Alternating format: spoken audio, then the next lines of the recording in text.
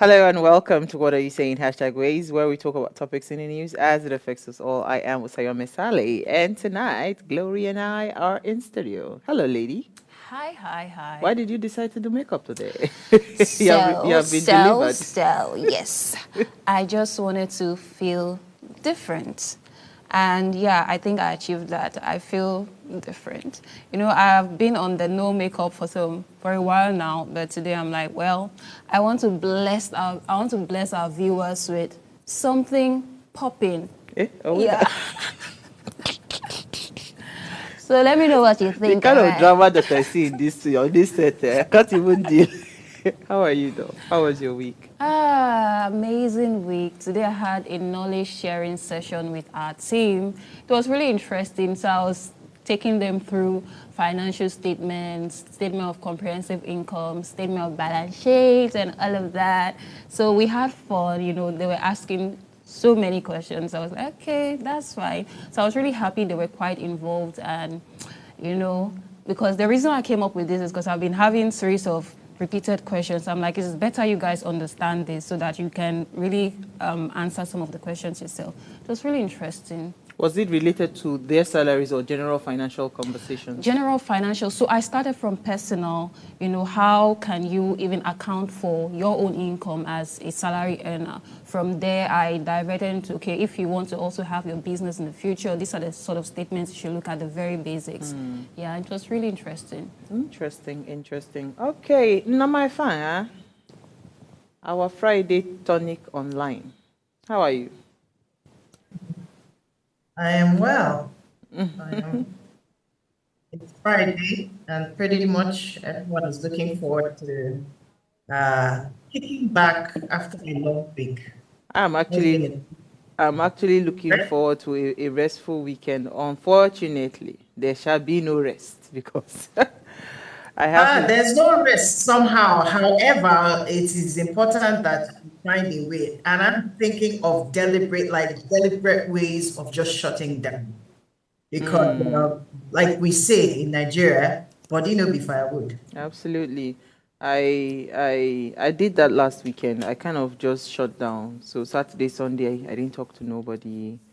It was Monday that I resumed back to regular life. So I'm just hoping I can, but I can't do that this weekend because I have a couple of events. The Trends of Award is coming up on Sunday, and I have to go do hair, nails because I've not done that in a while. So I have salon dates tomorrow. So it's a long day. I'm transitioning my hair back to natural. Which one is natural? I have no choice at this rate. So tonight we're having a conversation, right? If you're yet to subscribe to our YouTube page, go and subscribe. I will not tell you again. Interesting contents are all over there, right? So tonight we're having a conversation around policies and how they impact businesses in Nigeria. And here's what we found as today's quote. It says, in Nigeria, the right policies can unlock immense potential, but the wrong ones can stifle innovation and progress. This was from Simon Worsfold. Now, of course, it's Friday, and we will be talking about business-related issues as we always do, and small businesses are our core for Friday conversations, and we'll be having a guest later to join us to have these conversations around policies and how they impact businesses in Nigeria. And when we open our phone lines, we really love to hear your thoughts on this conversation. But first, let's quickly run off on a break. When we come back from that break, we want to see what we found as today's news. Stay with us.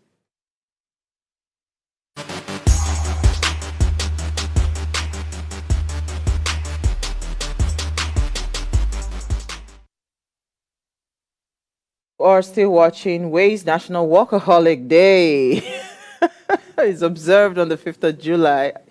Each year, it is dedicated to recognizing the impact of workaholism on individuals and encouraging a healthy work-life balance. It serves as a reminder to reflect on the work habits and prioritize self-care amidst professional responsibilities from top to bottom. So the theme for this year is celebrate your hustle, but do not forget to rest. Yeah, that's what we're all doing this weekend, right? We agreed on that already. You and who agreed on that. Even if I agree on that, will my mind agree on it? I don't know what to do about this head and mind of mine. Last year, I was pretty much successful, like taking some breaks, mental break. Because sometimes you can say, okay, you don't want to work, but your mind is just keep thinking about, I've not done this, I'm yet to do this. And by the time you want to know, you're going back to working. So, workaholic, I want to ask you, are you a workaholic? Let's even start from there. What do you think? I think so. Norma Efanga, are you a workaholic? Let me throw the question back to you. Well, I think it depends on what how you define it for yourself. Like they say, all words are really relative. No, For this one is me, not relative. It's straightforward. workaholic, well, as it say or as it implies, like you work too much. I would say on the spectrum, maybe I fall into like You're trying to 7.5 be. or 8 on a scale of 1 to 10. And like I So you're said a workaholic earlier, then? that's why I'm trying really hard to like cut down, shut down, because we had this conversation several times where you're saying sometimes you're sleeping, but you know that you're not sleeping. You wake up and you're still feeling very tired because your brain is still doing a lot of overload. So I think that point where you literally just shut down completely is something that we all need to pay attention to. I need to pay attention to personally. Because like I said, body no be firewood, and once it shuts down, it completely shuts down. It can either shut down positively or shut down in a terrible way where you are completely immobile. You can't do anything. You can't be relevant in any way until your body recoups itself. So it's really important for us to pay attention. Yeah. Absolutely. All right. So, what did you find for us in the news, Norma? Okay. All right. I come I come bearing good tidings today, because sometimes you hear a lot of stories, and it's almost like there's always doom that we proclaim on the show. So today I'm coming with this story that says that 6 Nigerian students have won Outstanding Cambridge Award. And this is particularly heartwarming for me because it is something positive to look forward to. The story has it that 6 students from 3 secondary schools in Nigeria have received top awards in the world's Outstanding Cambridge Learners Awards. This is for the June and November 2023 series. And some of people that have won these awards are from Brookstone Reverse Secondary School, as well as we have Oluwademilade David and Omogami Sharon. And these have done us proud because these awards, prestigious awards, is not just for anyone. These are people that have ranked really, really high in terms of their academic skills, whether it's in English. For this one, English, there was, I think, ICT, business studies, and these students have topped, rated very, very high. Some of the other students are Favor Chinyerem and Feinto Oluwa Erinayo and Obodoechi Chedozi. So these students have really made us proud. I'm really excited that Nigerians, in spite of the situation, in spite of the hard times, that we're still pushing the boundaries, because this will give the students opportunities to be able to go to top schools across the across countries, right?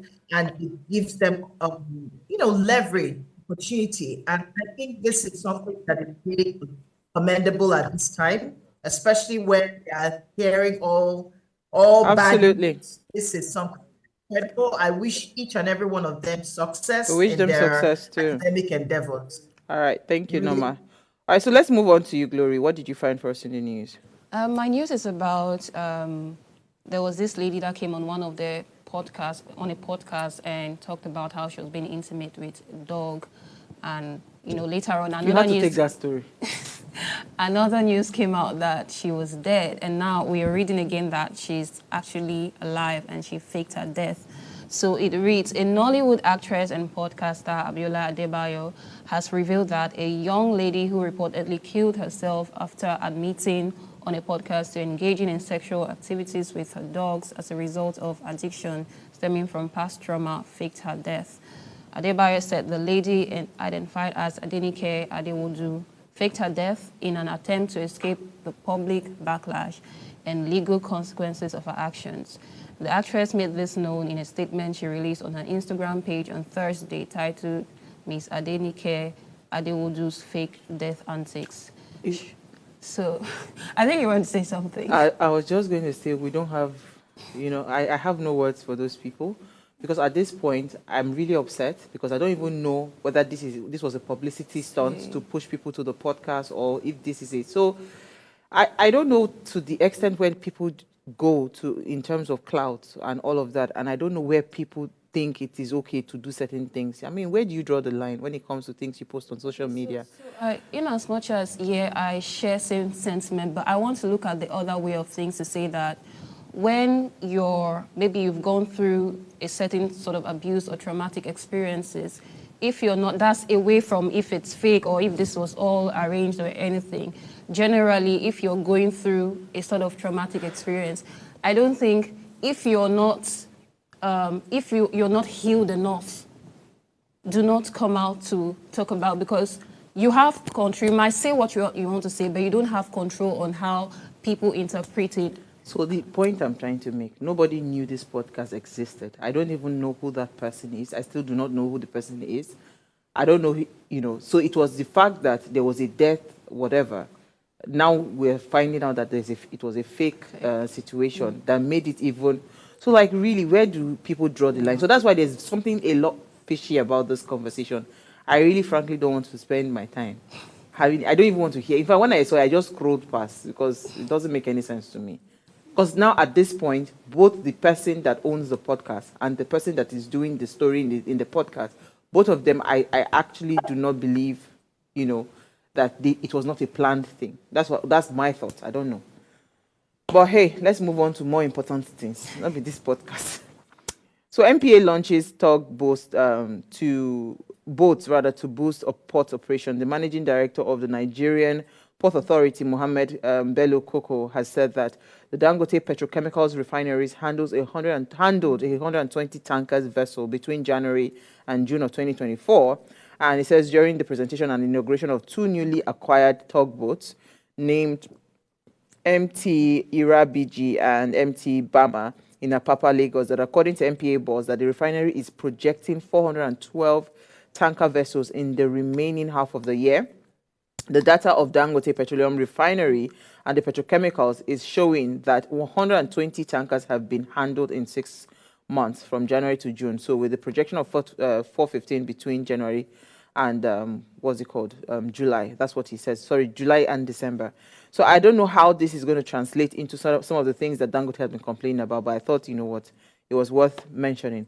All right, so we will we'll go off on a break. When we come back from that break, we want to have a conversation around how policies are impacting businesses in Nigeria. Stay with us. We'll be right back.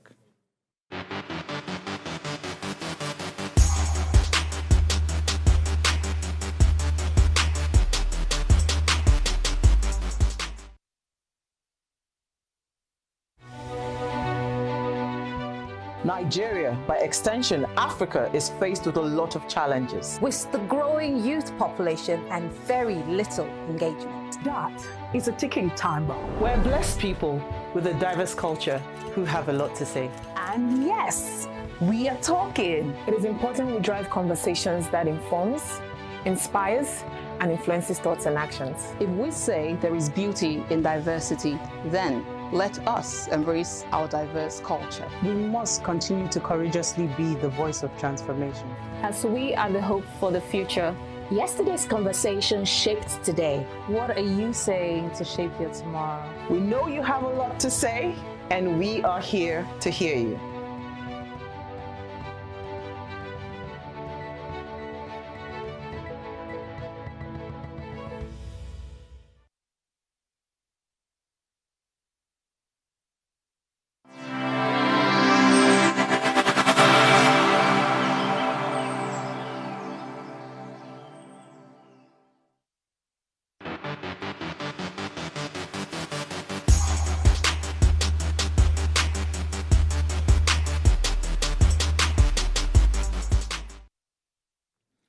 All right, thanks for staying with us now. Nigeria, often called the economic giant of Africa, is undergoing significant transformation and different business challenges.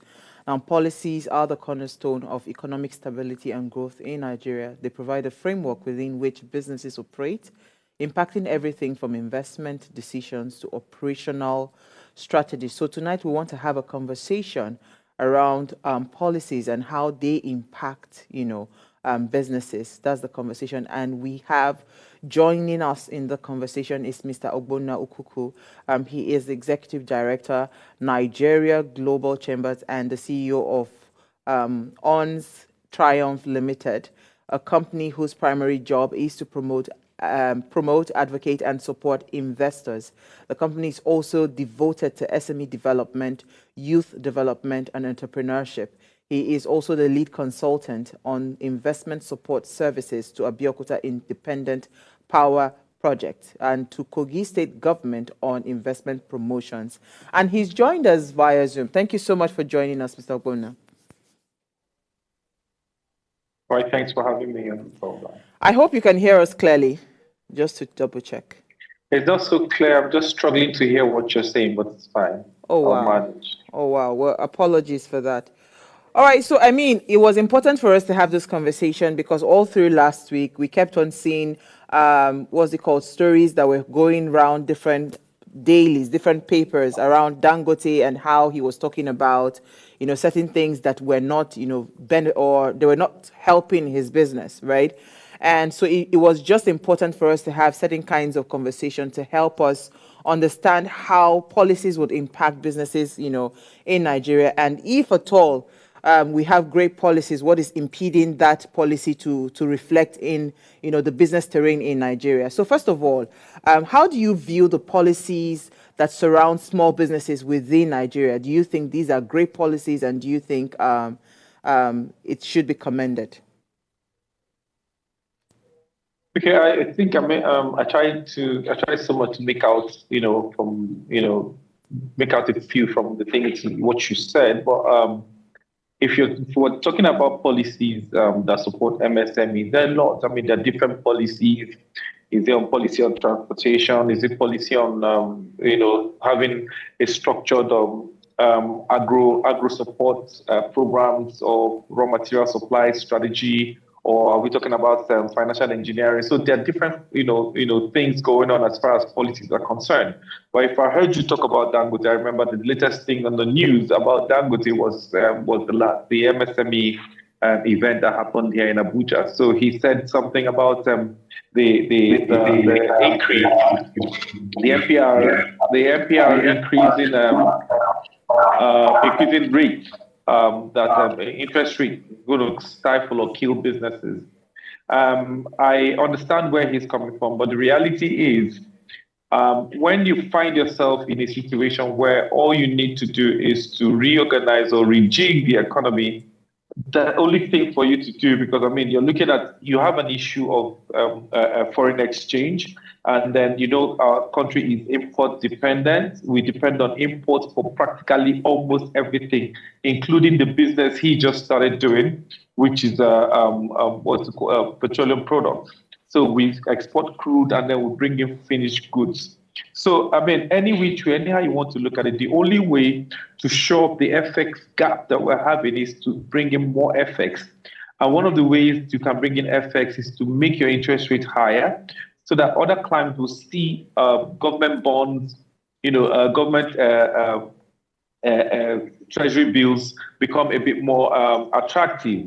The portfolio investment also becomes very attractive. If you look at the portfolio investment that we attracted in the last quarter, you will see that it was quite huge, but just that 61% of those were, they came from portfolio investors. So it's people that want to just come cash in and cash out, but those will help you oil the structure of your FX market because it's really bad.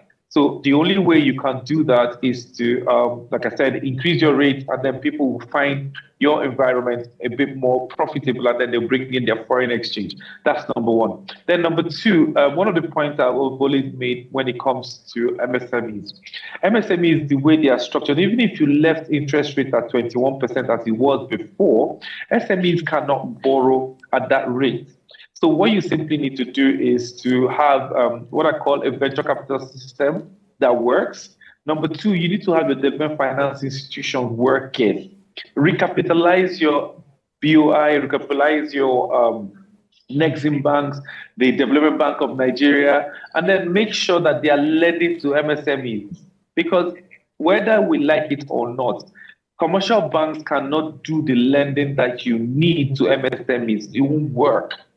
Because what they have is not good enough. The product that they have, the books that our MSMEs have, can't even fit in. They can't even meet up to the credit the credit rating that they carry out, before loans are given out. So for me, the thing is the two-way thing. So I think the policy around financial engineering should be rejigged in such a way that the development finance institutions should start doing their job. And then Central Bank of Nigeria, I can't blame them, because like where they are now, they're just trying to defend. I always use soccer to describe our monetary and fiscal policy managers. In soccer, the monetary policy managers are like the defenders, while the fiscal policy managers are like the strikers. So the success of a team is largely dependent on what the strikers do than what the defenders do. So what the monetary policy managers are doing now is to defend the economy. So whatever policy you see is all geared towards defending the economy so that we don't crash. Absolutely. All right, so we'll just go on a very short break, right? When we come back from that break, we'll continue the conversation. Stay with us.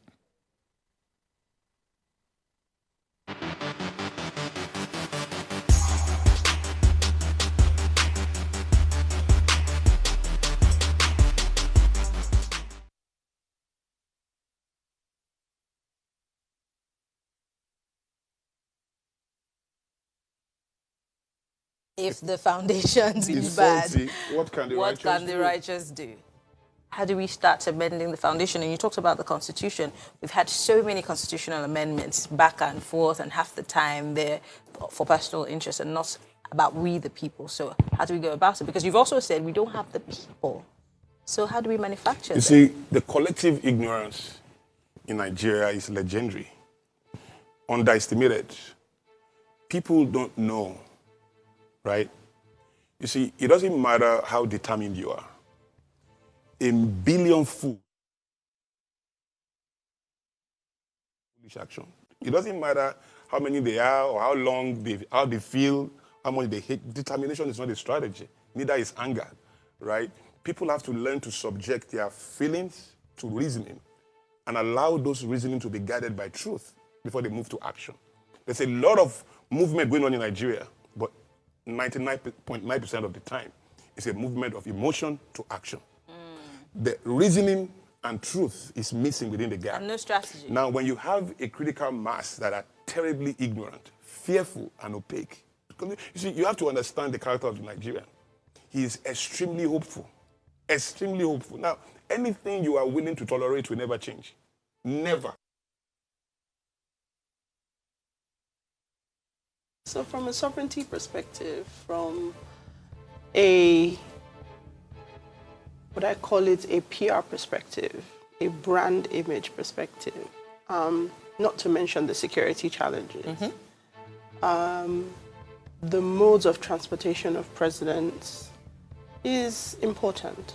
So the question is not whether they should have a jet. Yes, they should have a jet. If my president turned up tomorrow on a local flight, I would be embarrassed. So, yes, we should have a private jet. The problem is, as it exists today, we already have a fleet. There were planes before, right? So the question is about needing to purchase a new one, right? And I keep saying that the management of the image of this administration is one that could be better could be handled better, right? When we want to get things done, they've shown us, this administration has shown us that they will get it done. It took one speech to remove fuel subsidy. It did not take them how long to pass new national anthem, right? So you keep validating the perspective that you are disconnected from the reality of your citizens. Absolutely. And that is a problem.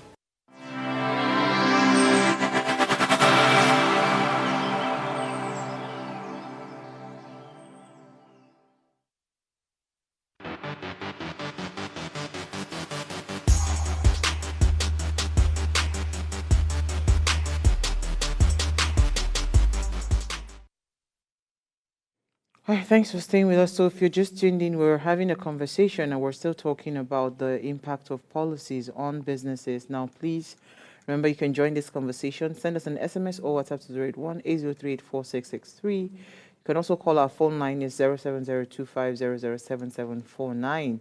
I think our guest will bring them just a little bit. But I wanted to hear your thoughts, Glory, when you hear policies and because what the guest had mentioned about I remember taking that story where Dangote was saying that, increasing the interest rates, is just going to further cripple the economy. As it is right now, we're so import dependent, right? We are not even productive. So however ways that the government is thinking about, helping to rejig the economy, part of the process should be we should be looking towards the direction of, even lowering our interest rate and making it a lot more easy to do business. I suppose, that, proposed, I think 30%, that's what they're proposing for interest rate. But let me hear your thoughts.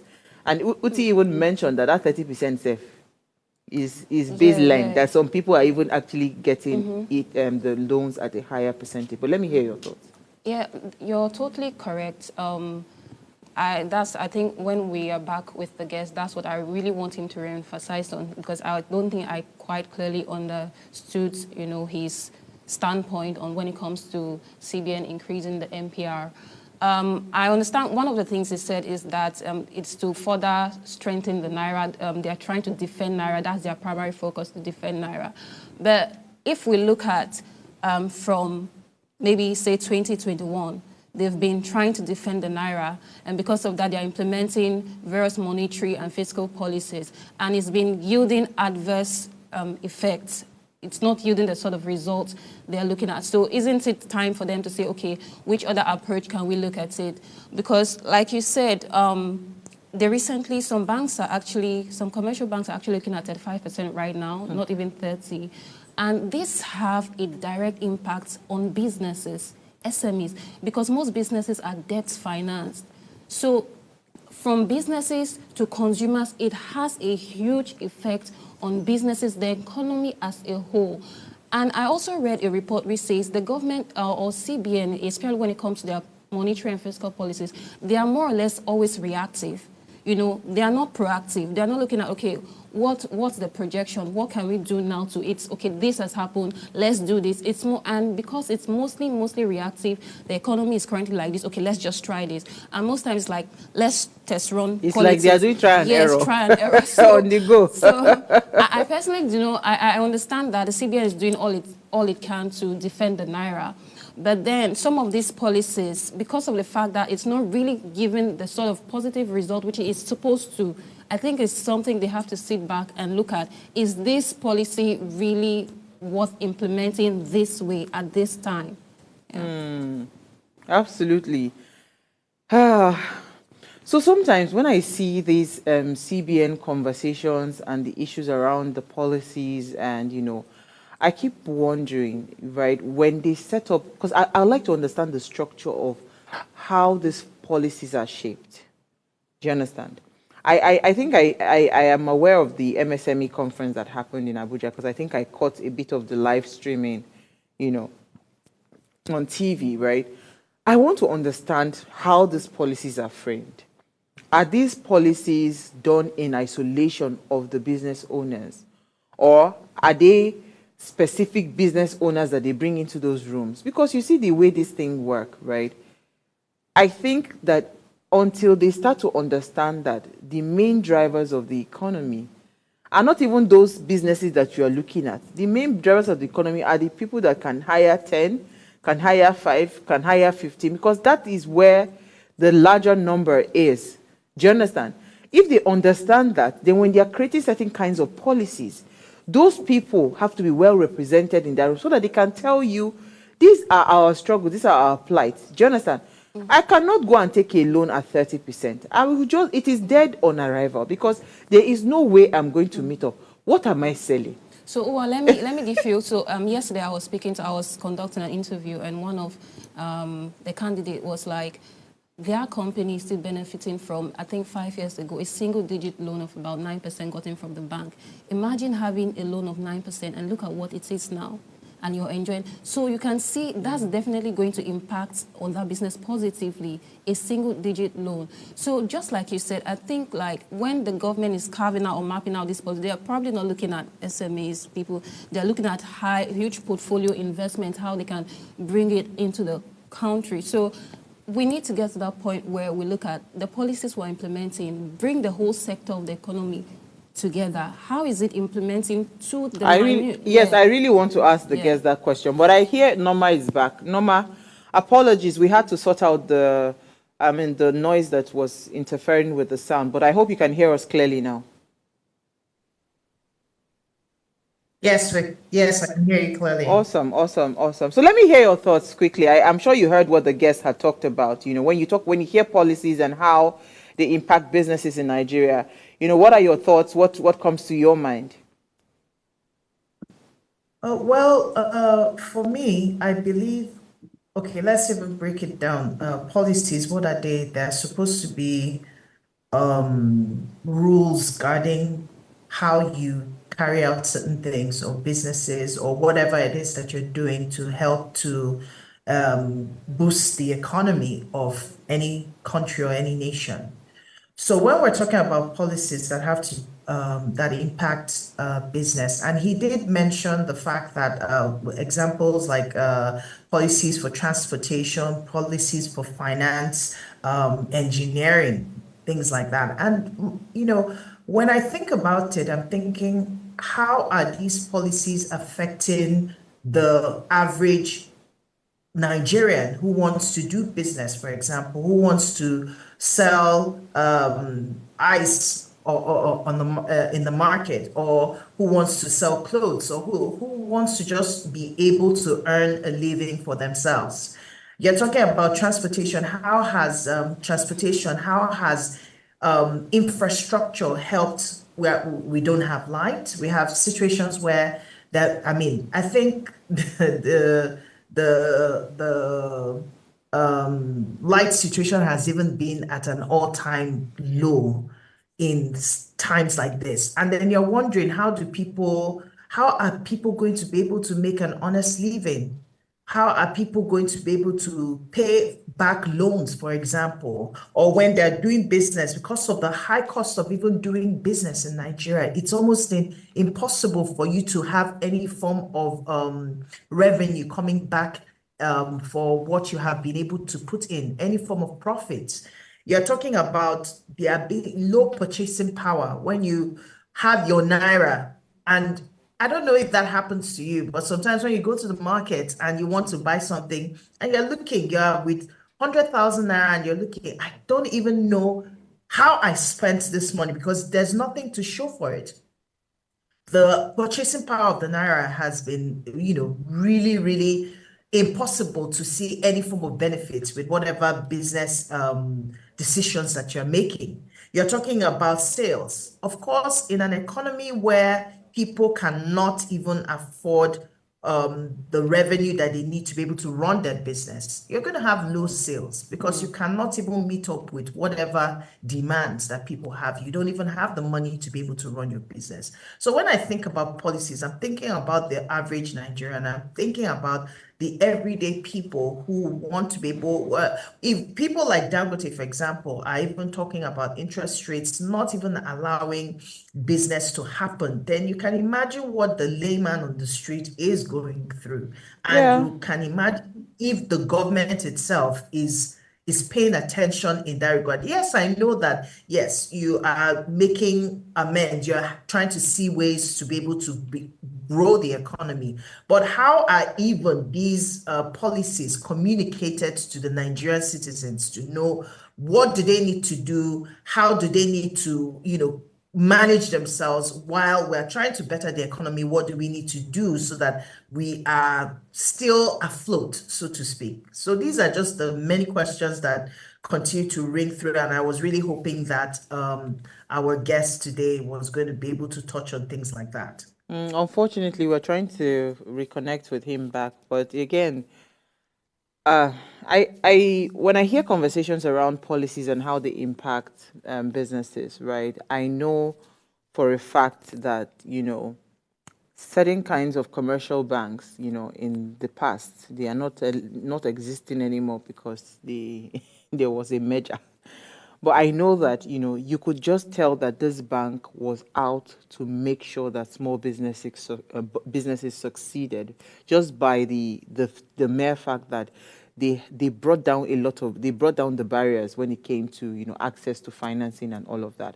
Even besides the access to those financing, even the conversations around what the kind of structure small businesses should put in place, right? They were very intentional about making sure that trainings, different kinds of tools were available for businesses. So I would think that because it would have been nice to know what an ideal policy should look like that would boost an economy like Nigeria, especially for the delicate stage where we're in right now. Do you understand? We have a lot of things going on.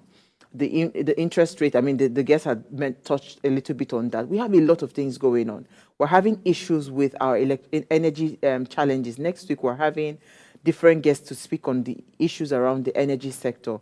We're having issues around even infrastructural sectors, I mean, like Norma had pointed out, right? So a policy, for instance, that would come out right now, that is not just going to be nice on paper, but that would truly make sense to help us come out of certain kinds of economic challenges that we're having as business owners and keep us afloat and we become sustainable, right? Those are the kinds of things I would like to hear. For instance, what policies will make sense to a business right now?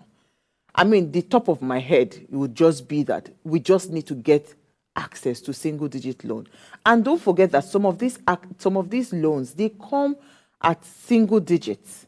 Because these loans are foreign loans that can be accessed. I mean, I hear that a lot of these bigger organizations, they're able to access direct loans, from international banks and all of that. And these loans come at a very, very, very, very low interest rate. I remember one of my friends that wanted to access a loan. She doesn't live here. She lives in the European countries. When she told me the percentage was like 3%, I said, see, it's a lie.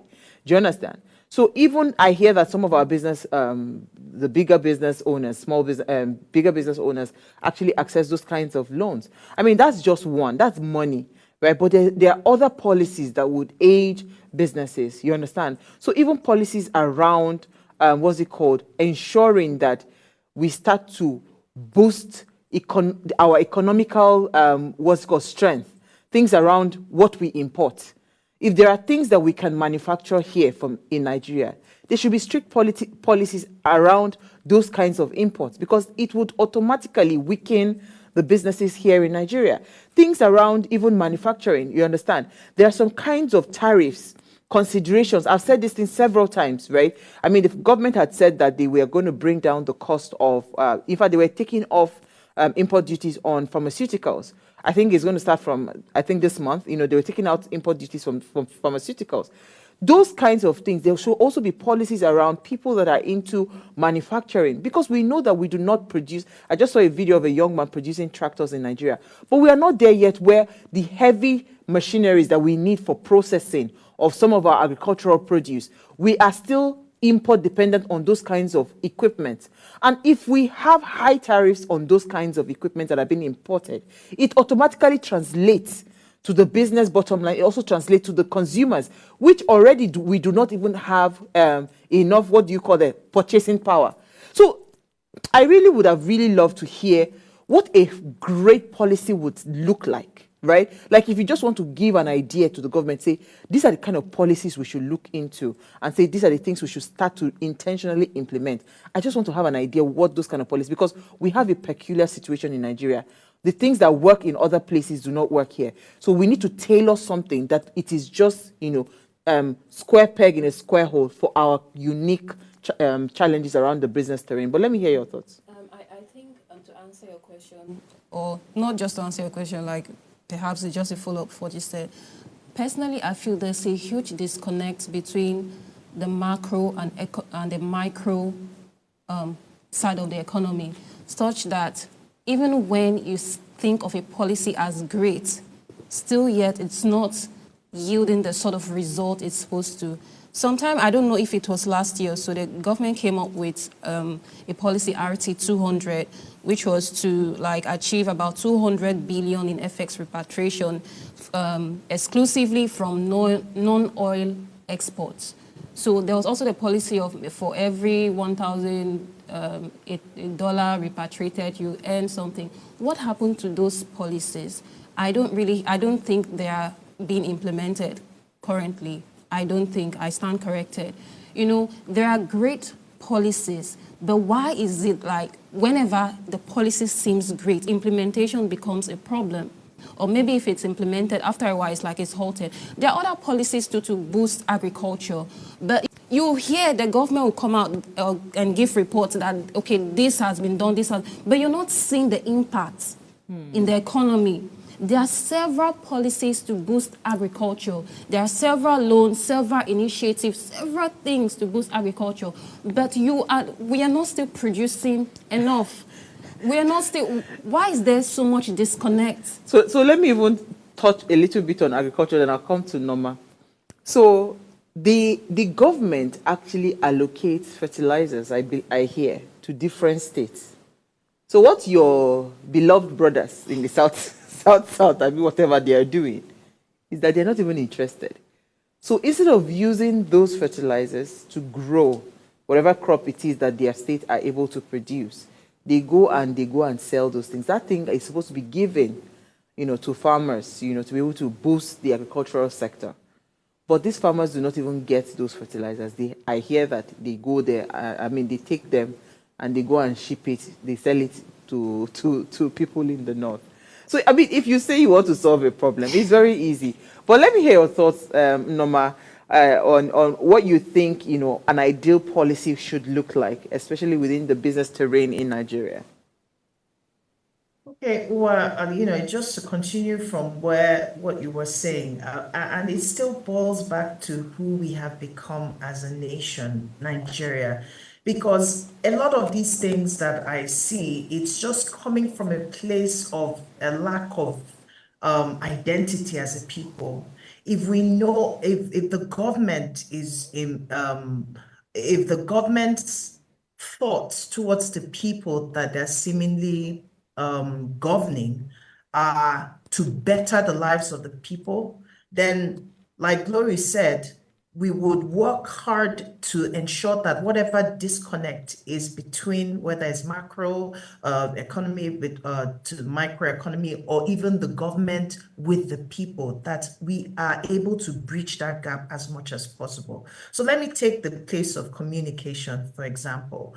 Communication, being able to places like Canada, for example, you see on TV every now and then, you're seeing the fact that roads are being constructed to make life better for the people. That's the message that they're putting out there, that the constructions that are taking place might be a little discomforting at the time because you're going to go through, say, for example, traffic every now and then. But in the long run, this is the vision. This is what we're looking at, making life better, making it safer, making more access so that people can move around and get their businesses done. We don't see communication happening here. Yes, you might read in the paper every now and then that, or online, that something has come out. But what is the intentionality behind being able to let people know that Take, for example, taxation, the taxes that are being paid. You're levying heavy taxes. What is it? Glory said, we have not seen what has been done. If you are doing things, how do we take to account that these are the things that you are doing? I remember some years back when Fashola was in government, there was heavy communication going on because you could see there were jingles or whatever announcements on to say, oh, your taxes have been used for transportation. You could see the BRT buses, you could see the lines, you could see queues, you could see information going out to say this is how we're using your money. So at that time, you had a responsibility, no matter how difficult it was, the economy was, to be able to pay your taxes. But now you're levying people, you are telling them do this, do that, but they cannot see the reason. Energy, you're telling them pay high tariffs for energy supply. And then half of the time in the 24 hours of the day, you don't even have the light. So what are you really paying for? And you're expected to be able to run a business. You're expected to be able to make profit from that business. You're expected to have revenue to be able to run your business. At what cost? And then a lot of people, and SMEs are supposed to be like the bedrock. They contribute heavily to the economy of any nation.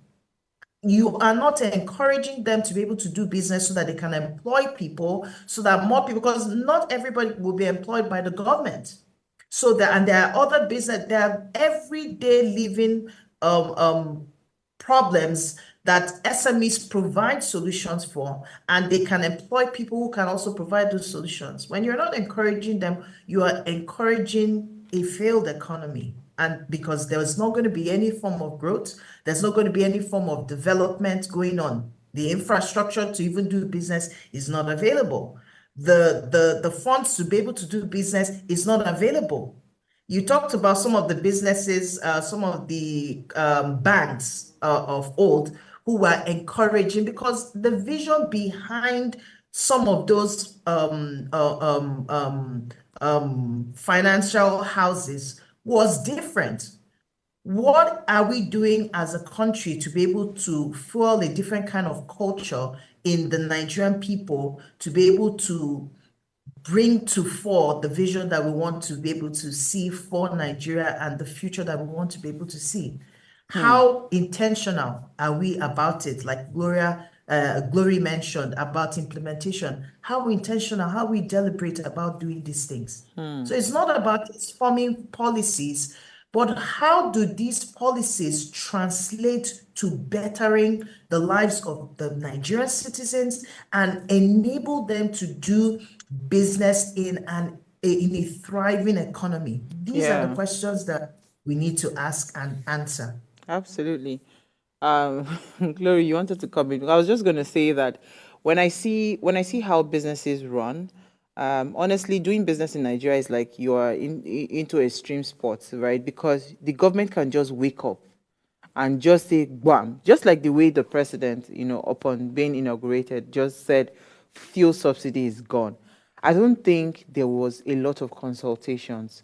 Don't forget that the fact that we have energy issues, a lot of businesses are dependent on kind of alternative sources of energy. Things like petrol and all of those things is a huge, impact. So it did not only impact businesses, commuters, people that were going to work, to go and work, right? There was scarcity in terms of like buses because there were high inflation. The prices of the prices for transportation had gone up for small businesses. So, I mean, for workers, employees, the price for their commuting to work had gone up. So all of a sudden, they are now putting a burden on smaller businesses to say, you know what, you have to increase our salaries, or they started bringing up conversations around maybe hybrid structure or whatever. There's just a lot that happens, right? So before any government makes any pronunciation, you have to be able to think holistically, like a 360 overview, and look at it. How will this policy impact XYZ down to the very latter? But I don't think a lot of things that happen within the country, I don't think a lot of consultation is done. You just wake up and you say, oh, you've increased band A consumers in the electricity in whatever sector. Band A, you just increase their what's it called, their tariffs. Now, guess what? A business that probably have a competitor on a band B, the consumers don't want to know why I have to increase my prices, but automatically I'm at a disadvantage. Why? Because I have to consider the electricity bills that is coming to me every month, and automatically, puts me at a higher cost than my competitors. So when a government just decides to wake up and say, "Bah," you just say, "Bura, this is what is happening." You don't know how that one pronunciation, that one statement, you don't know how it trickles, you understand? And the entire ripple effect on the entire business ecosystem, right? Like literally, right? If you go into the market, you want to pick up something. At the supermarket now, even supermarkets that were well stocked, if you go now, you see very, very lean choices on their shelves. Why? Because everybody's afraid. The goods are expiring there because they have increased the prices. People are no longer buying. A lot of people are looking for alternatives. So when a government wants to think policies, you must think policies that if the common man that is on the street that will enter a public transport, how would that policy impact that person? Then I will know that, yes, you are now thinking, you are now following the economy with some level of empathy to understand that we are in a dire situation. The country is already tough enough, right? So when you make certain kinds of pronunciation, there is how that pronunciation impacts. Now, because of the cost of electricity to power, what's it called? To power fridges and deep freezers for these guys to freeze their ice, to sell water. People are now using chemicals, to freeze water. Now, automatically, the effect is people's health. Do you understand? Because of these same policies, a lot of people are looking for sharp corners, like practices, to just do anything just to make ends meet. That is automatically impacting on the health of your people. So that's why I said I really would have loved if our guest was available, because I need practical solutions. You understand? It might not be the complicated economic terms and jargons that they say, but as basic as possible. What will make sense to the business economy of Nigeria today, policy-wise? That's all I want to know. But let me hear your final thoughts, because we're running out of time. I mean, you've said it all. When the president started off, he said, reduce their purchasing power. I think that's one statement that was backed up with policies that are working towards that. Because if you want to look at it, purchasing power has dropped. Not because Nigerians had high purchasing power, because I don't think Nigeria had high purchasing power. But for some reason, I don't know why that sort of seems to be, okay, they have purchasing power, so we need to do everything. Because most of the policies I see now, the reason why I emphasize a lot on monetary and fiscal policies, because it affects every aspect to individuals. Remember last year when there was the whole reducing the circulation of Naira, you can see how that was a monetary and fiscal. You can see how it impacted individuals, everyone in general. So right now with the policies, everyone is feeling the heat, from businesses to individuals, even the financial institutions themselves. There are several changes, several policies, implement changes here and there, which is disrupting and affecting everything. And the boiling point, or the whole, where this all goes down to, is you and I, businesses. It reduces our capacity to operate as business owners. Even to individuals, your purchasing power is reduced. So you ask the question, what's the component of a good policy? It must be very issue specific. Must be very issue specific. And when they talk about issue specific, you need to look at from the biggest to the smallest. How is it going to impact the economy from the biggest to the smallest? I think mostly they are looking at just the bigger. They are not looking at how this transcends to the smallest. If you can trace that policy down to the person that have to take transportation to their office or to their workplace every day and come back, then you're ready for that policy. When you don't even touch about that money, because Glory, don't remind me of my pain.